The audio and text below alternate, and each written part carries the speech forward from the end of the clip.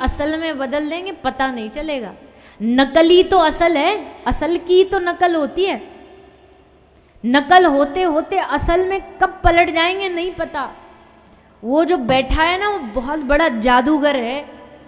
उसको जब किसी को अपना बनाना होता है ना, ऐसे झटके देता है, चाहे तो जीवन में ऐसे झटके दे देगा, इस सबरी दुनिया फीकी फीकी लगने लगेगी। अरे राम राम राम, सब दुनिया बेकार है। सही कह रहे थे व्यास जी कथा में, दुखाल्य है।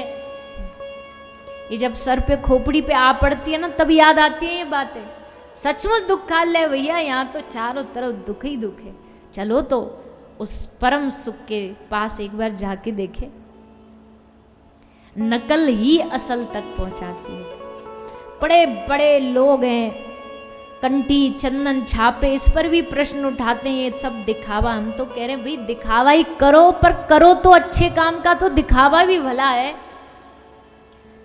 कोई गौ सेवा करता, लोग कहते अरे ये सब दिखावा है, ये सब नौटंकी है, सब पैसा कमाने का ही है। हम कहते तुम करो ये दिखावा, कम से कम तुम्हारे दिखावे से दो चार कोई पशु जीव बच जाएं, इससे बड़ी कृपा और क्या होगी। भक्ति में जब प्रवेश होता है ना, तो थोड़ा थोड़ा दिखावे से ही होता है, थोड़ा थोड़ा ज़्यादा समझ नहीं होती। और उसने कहा भैया लगा लो माथे पे चंदन, तो लगा लिया। बाद में जब इसका असर पड़ता है तब असलियत समझ आती है। तब तक करते रहो, तब तक करते रहो, इसमें बढ़ते रहो। हर चीज पर उंगली नहीं उठानी चाहिए, हर चीज पर ही। अरे बाकी दुनिया की सारी चीज हम मान लेते हैं, पर जब धर्म की बात आती है तो हमारे लाख तर्क चालू हो जाते हैं। कथा की बात आई तो लाख तर्क चालू हो जाएंगे। घट क्या रहा है आपका कथा सुनने में, चलो ये बता दो। चलो पैसा लगा, यजमान जी का लगा, आयोजक जो करा रहे उन्हीं का तो पैसा लगेगा। टेंट की व्यवस्था वो करेंगे, रहने की व्यवस्था वो करेंगे, भोजन का पैसा वो जुगाड़ करेंगे। सुनने वालों का क्या लगता है?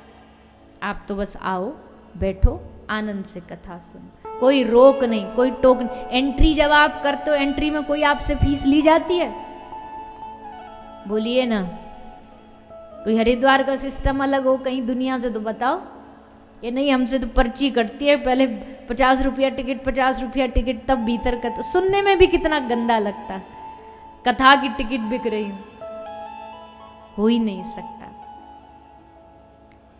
ये जीवन बदलने के लिए, ये जीवन का नव निर्माण करने के लिए, और जो इस ज्ञान को ये सोचे कि भैया इसको जो व्यक्ति आ रहा है वो कुछ एक एक रुपया, इतना इतना पैसा हमको देता जाए। आपको कुछ चिंता करने की जरूरत, आपको बस यहाँ आना है, निर्मल मन से आके यहाँ बैठना है और भागवत जी से कहना है मैं आपकी शरण में आ गया, अब मेरा रिश्ता उससे जोड़ दो, मेरा संबंध उससे जोड़ दो, मेरी पहचान उससे करा दो। क्योंकि बहुत समय बीत गया, बहुत युग बीत गए, बहुत जीवन बीत गया।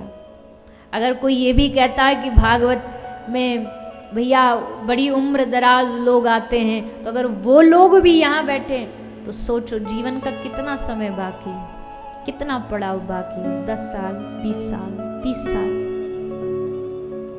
इसमें जो पा लोगे वही प्राप्त होगा, वही मिलेगा। अच्छा चलो एक बात बताओ, मैं नहीं बोल रही क्योंकि ये हमारा तो काम ही है, ज्ञान बांटते रहो, बांटना, बोलना। आप बताओ, कोई बहुत पैसा वाला व्यक्ति, सब अपने अपने लिए ठीक कमा लेते, जीवन चलाते, पर कोई कितना भी धनवान आदमी हो, मृत्यु आई, काल आया, काल यमराज जी आए, काल ने बोला चलो टाइम ओवर, उठाओ झोला चलते हैं। अब वो पैसे वाला कहे नहीं काल जी हम नहीं जाएंगे, नहीं यमराज जी हम नहीं जाएंगे। यमराज जी कहेंगे भैया ये तो हर कोई आदमी बोलता है, हम थोड़ी ना सबकी सुनेंगे, जाना तो पड़ेगा। अब पैसे की धौंस चालू होती है। क्या बोलता है यमराज जी? आप जानते हो हमारे पास कितना पैसा है? हाँ जानते हैं। आप हमको बस 1 घंटा दे दो, जीवन में हमारा अंतिम घड़ी आ गई, 1 घंटा दे दो हमको एक्स्ट्रा, उसके बदले में हमारे पास जितनी प्रॉपर्टी, जितना पैसा, इसका 30% आपका,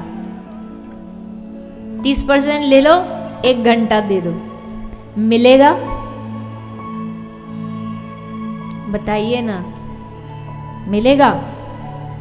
अच्छा चलो, यमराज जी नहीं मान रहे, 30 में नहीं मान रहे, यमराज जी 50-50 कर लेते, 50 आपका 50 हमारा, 1 घंटा जोड़ो, आधा घंटा दे दो, मिलेगा?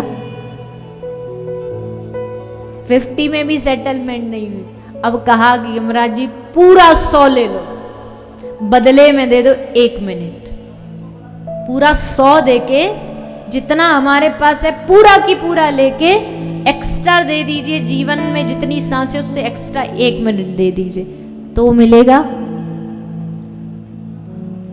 नहीं मिलेगा? पक्का? अच्छा चलो यमराज जी वो भी नहीं दे रहे, सारी दुनिया में जितना सुख है, वैभव है, पैसा, सब कुछ दे दो, उसके बदले 1 सेकंड दे दो, तो मिलेगा? नहीं मिलेगा। अब ये कौन, मैं नहीं कह रही, आप कह रहे हैं, मान रहे हैं ना इस बात को। इसका मतलब क्या है? इसका मतलब है एक सेकंड जो अभी जी रहे हैं, ये कितनी कीमती है, इसकी कितनी कीमत है कि ओवर टाइम के बाद अगर सारे दुनिया का भी सब कुछ दे करके 1 सेकंड एक्स्ट्रा मांगेंगे तो नहीं मिलेगा। वो अभी हमारे पास है और उसको हम सत्संग में लगाने से तो कतराते हैं, बाकी दुनिया में कहीं लगवा लो, बाकी कहीं भी समय बर्बाद करवा लो। माफ करना, पर आज के समय में लोग जी नहीं रहे। आज के समय में समय की बर्बादी हो रही, समय बर्बाद किया जाता हर जगह, हर स्थान पर। और जैसे उनको कथा की बात, तो उनसे ज्यादा बिजी आदमी नहीं कोई दुनिया में। वैसे दिन भर समय फोड़ते घूमते यहां से वहां, पूछो क्या कर रहे हैं? वो टाइम पास कर रहे हैं। टाइम इतना है कहां तुम्हारे पास जो पास करना पड़ रहा है तुमको? इतना समय दे कहां से दिया भगवान ने तुमको कि टाइम पास करना पड़ रहा है?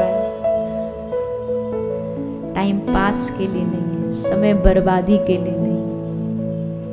ये समय भगवान की कथा से जोड़ने के लिए, ये भगवान के नाम से जोड़ने के लिए है, सत्संग के लिए है, सेवा के लिए है, अपने कल्याण के लिए है। काम करते रहो, नाम जपते रहो, हर समय कृष्ण का ध्यान धरते रहो, अपने रथ को सुमार्ग लगाते चलो, कृष्ण गोविंद गोपाल गाते चलो।